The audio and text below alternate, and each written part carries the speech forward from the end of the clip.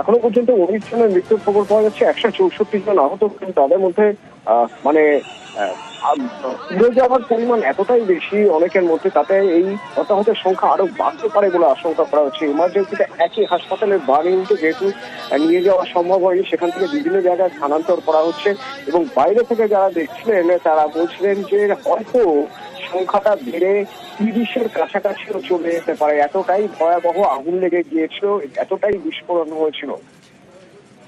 এবং এই বিস্ফোরণের সঙ্গে সঙ্গে যেটা হয়েছে সেটা হচ্ছে, যেহেতু একদম মুখের কাছে এই স্কুলটি চলছিল, স্কুলের প্রাইমারি সেকশনের তখন ছুটি হচ্ছে, তারা বেরোবে এবং যারা আপার প্রাইমারি, সেই আপার প্রাইমারি স্টুডেন্টরা তারা ভিতরে ঢুকতে ঠিক এইরকম জায়গায় যখন আগুন লেগে যায়, তখন তারা কোন দিকে যাবেন বুঝে পাচ্ছেন না। বাইরে তখন গার্জেনরা রয়েছেন, অভিভাবকরা তখন বাইরে রয়েছেন এবং অভিভাবকরা দেখছেন তাদের চোখের সামনেই এই ধরনের ঘটনা।